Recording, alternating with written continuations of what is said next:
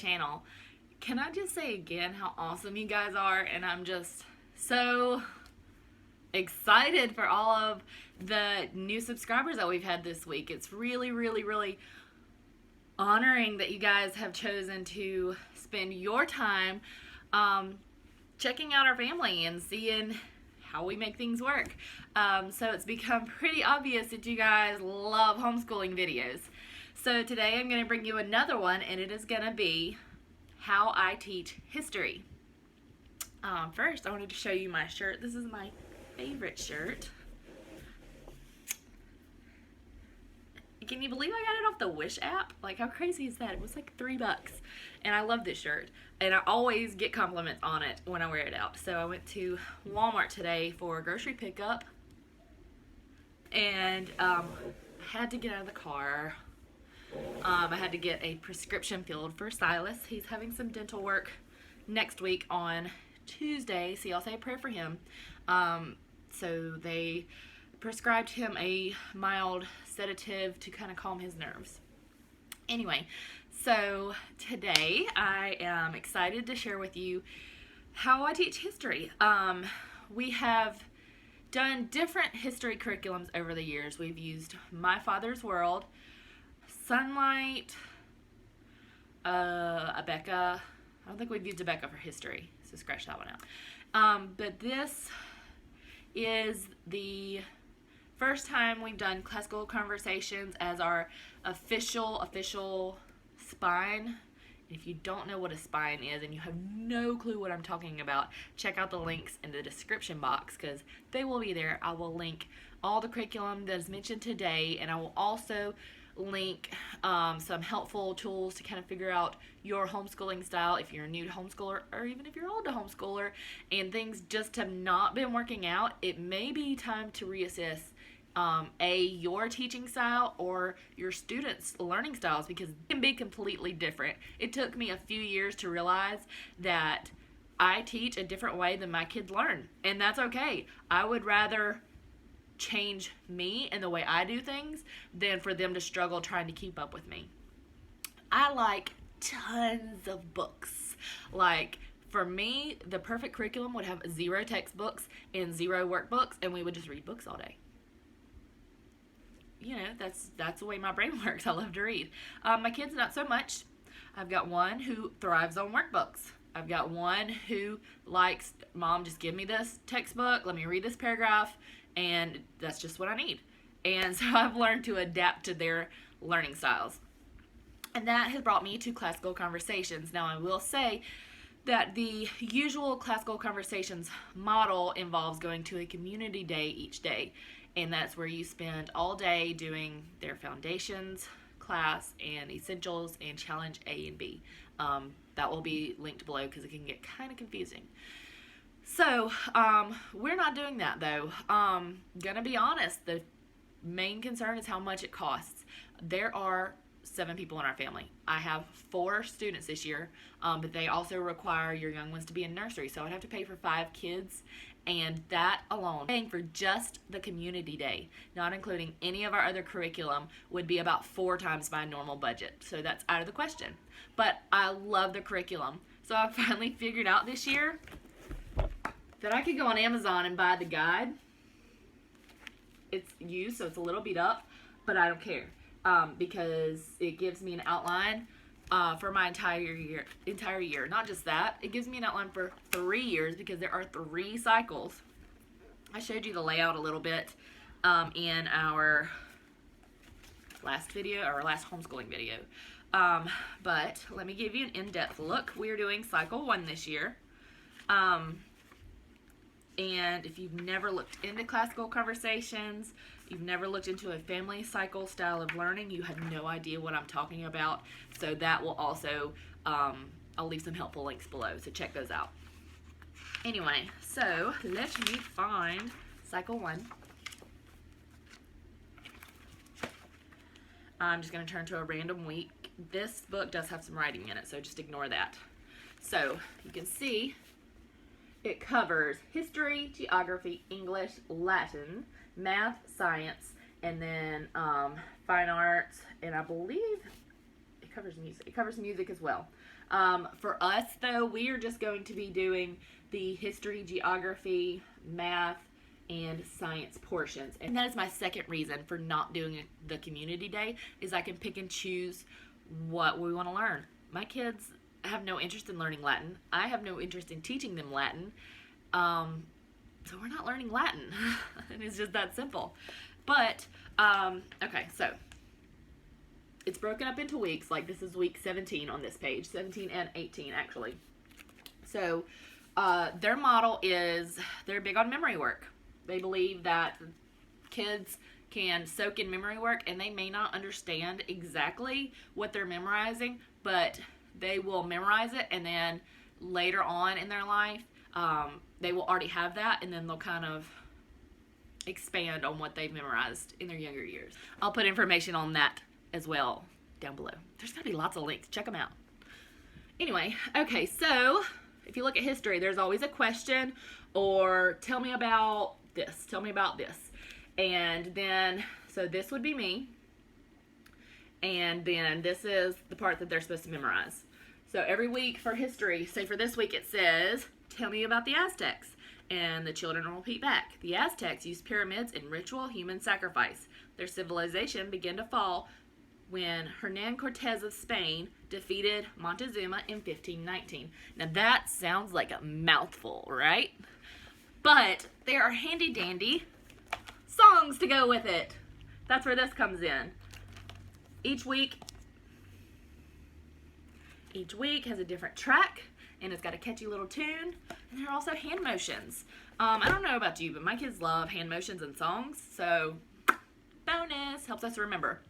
And it gets us all together as family. Everybody from Travis down to Silas does this. We all do this together. Did I mention that? We do all these subjects together. The only subjects that we do separately are math, language arts, reading, spelling, all that jazz. History, science, geography. It says math in here, but it's like math facts. So we all memorize math facts. Even Silas is going to be working on that. So by the end of the year, he should know his multiplication facts. So I will definitely update you on that. Anyway, y'all, when I get excited, my mouth starts running and it gets ahead of my brain. And homeschooling is one of those things where my mouth just, it all comes out. So I'm trying to slow it down. I'm really, really working on that because I talk really fast when I'm excited. Anyway, as the teacher, I have my Foundations Teacher Guide, my handy dandy CD, and this. This is my planner, for lack of a better word.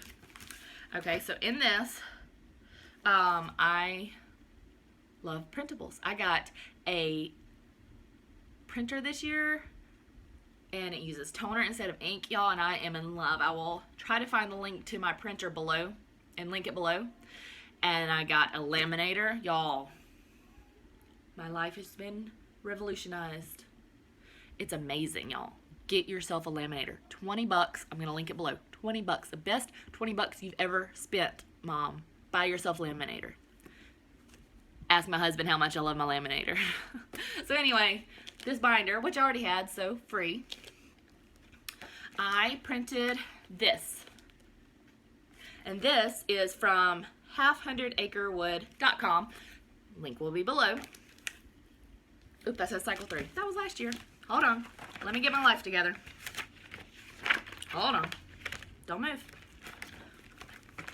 Cycle 1. Classical planner. If you don't know what the classical model of education is, I will link some handy dandy books below on that. Anyway, got a calendar for 2019, a fresh attendance log. It has a daily docket, which has our daily schedule. Don't try to zoom on this right now. I'm going to do a video of our schedule next week. And anyway, so here is the weekly breakdown. Okay, in this, It's a cycle 1, week 1, and it has places for you to write in the memory work, which I will not do that because my handwriting is too big and fat. And it's got it broken out down into 4 days, which is handy because we also do a 4-day schedule. But then I'm going to take this out of my binder so it's easier to look at. This website, y'all, this mama, I would hug her if I could. Because as you know from our last homeschooling video that I use the Story of the World books, and I am going to talk about them in just a minute, I promise. Story of the World as our main text. I don't like using that word because it sounds like textbook, but as our main source. There we go. Our main source for history. This mama has taken the time, which there are other resources, but I mainly wanted it because look at this, y'all. She has Story of the World and tells me which volume, because there's 4 volumes, which volume, chapter, and page to use for Story of the World for cycle 1, week 1. And she's done that for all 3 cycles, so I'm going to link those below. This planner is from her. There are so many resources on her website, it's ridiculous. There's videos, there's printables, she's amazing. Like, my homeschool year is going to be dedicated to her. So, Mama from Half Hundred Acre Wood, if you're watching this, like, I owe my appearance of organization to you. Anyway, that's going to segue me into Story of the World. Let me get my life together for a minute. In the last video, I showed you that I have 2 on audio, volumes 1 and 3 on audio CDs. And then I have volumes 2 and 4 in book. And these are relatively small books. You can see the size of my hand. They're a nice size. So this is the book. This is volume 2. And this is the Middle Ages. The reason I have all 4 volumes is, number 1, because I will need them. But number 2, the way Classical Conversations, it is chronological in their history, but it doesn't line up perfectly with Story of the World, so you kind of have to jump volumes a little bit. So you will need all 4 for each cycle. But they are not expensive if you buy them secondhand. And I've had no trouble buying secondhand from third-party vendors on Amazon. So do not fear. I try to get good or very good, and I've had no problem. Anyway, so if you look, it's got the table of contents, and this one is the Middle Ages, so it starts with Rome and goes through all that, and it just, alright, see, this is the rise of Islam. Okay, so it's got a map on this side, so it kind of tells you where in the world you are, which is super helpful. There's this is chapter 6. It breaks it down, the chapter, into smaller chunks, so it makes it easier to digest. The reason I have chose to get 2 in book form and 2 in audio is sometimes I feel like reading and sometimes I don't. So, here's how my days work. On Monday, I will turn to my handy dandy cycle 1. Let me find it. Alright, so this is week 6 that I just flipped to. Cycle 1, week 6. Everything else, math, reading, etc., will all be filled in. I just haven't done it yet because this is for a fresh new year. So say we were on cycle 6 and I was ready for history, and I would turn to week 6, cycle 1 in my foundations guide. So I would already have the questions in my mind, and I would write them on my whiteboard. I would write history, tell me about the whatever that week is. But I would leave the answer blank. So the boys would kind of have a fresh mind, and yeah. Then I would go down to Story of the World, so I would know what I need to read for this week. I would know I need to look in volume 1. So this week I would be in audio. So that's nice. We do this, the history portion, my 2 littles are kind of on the fence with nap time, y'all. Like, they're at that age where I'm like, please take a nap, please. Like, for me, please take a nap. But they don't want to.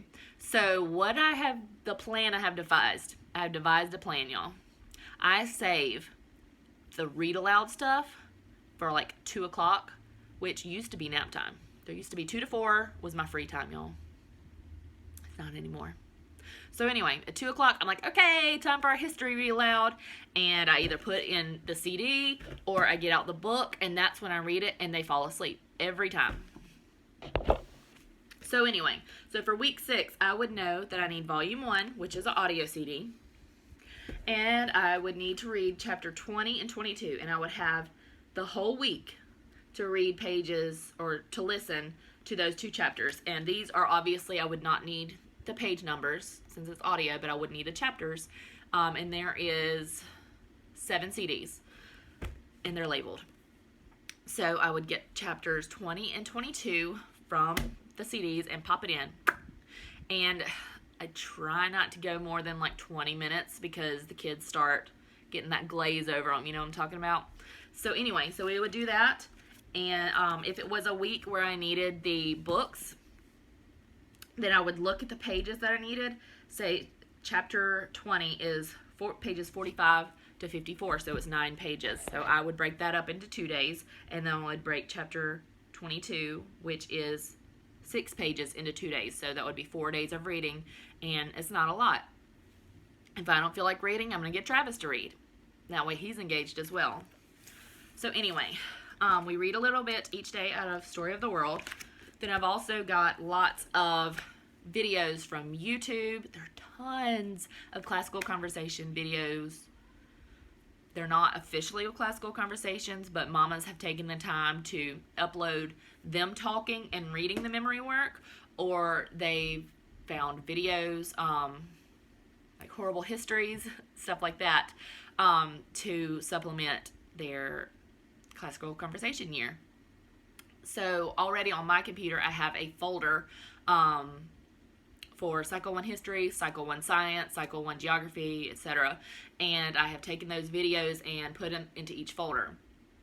So when I'm ready for history, click the folder, open it, and boom, boom, boom, boom, boom, there are my videos. So I also have the activity book. Ooh, this one's big. For volume 2, and this has maps to color, it's got crafts, it's got recipes, it's got lots and lots of projects if you're a project mama. I, unfortunately, am not naturally a project mom, which is weird because I love to craft. I love to crochet, I'm learning to sew, I like to make home decor, but as far as crafts for school, So I have to force myself out of my comfort zone. At least once a week is my goal, to do some kind of craft or project. So y'all pray for me. So my last resource is a notebook. This is my middle ground. My kids wanted more projects. They wanted more coloring, more drawing, more of that kind of stuff. And I'm like, why can't we just read all day? But they wanted more of this stuff. So I will, there are several resources in here. This one is a classicaltwist.blogspot.com, and it's like a fill in the blank. There are 2 levels of this. There is one for younger kids, and it has traceable fill in the blanks. It's really cool. So I've got one for each week, and then draw a picture of your history sentence. For the rest of the pages, I went through my guide and looked at what each week was about and just found free resources to print out. There are crossword puzzles, notebooking pages for them to take notes. Yeah, so that is, there's a maze, coloring pictures, I'm not sure what that is, some kind of fun little game. Anyway, cut and paste, things just to engage them and keep them interested, honestly. The normal way classical conversations is used is for them to memorize the history sentence. I'm not so much worried about them memorizing it word for word. If I can say, tell me about the Aztecs, and they can tell me something about the Aztecs, or even the year that we studied that week, I'm good. You know, like, I'm not expecting them to memorize it word for word. And I know, like, some classical moms are over here going, you know, like, some classical moms they just hit the thumbs down button right as I said that. And that's okay. That's okay. That's why we homeschool, y'all. It's so we can do it our way. Am I right? Why do you homeschool? That's what I thought. Anyway, so I'm not so much worried about word for word memorization, but I did like classical conversations enough for the organization, the resources, the songs. Y'all, the timeline song is awesome. If you don't know the timeline song, please click below and listen to it. It is awesome. And watch those kids. They have memorized a 14-minute song. It's amazing. Like, I don't even know if I can do it, but I'm gonna do it because I'm teaching it this year. So I'm pretty excited. So that's it. That is how we do history. And I don't even know if this video made any sense or if it was a complete rambling mess. So you tell me below, and y'all, please be nice. Because I am not very good at these sit-down videos. I told my husband last night, I was like, they want sit-down videos. They want me to sit and talk about homeschool. And I am not good at that. I ramble and I talk too fast and my thoughts get ahead of each other and they're just not coherent. So I hope you guys really liked this and I hope it made sense. And if you have any questions, please leave them below and let me know what video, what curriculum you would like to see reviewed or explained next. And until then, thanks for watching.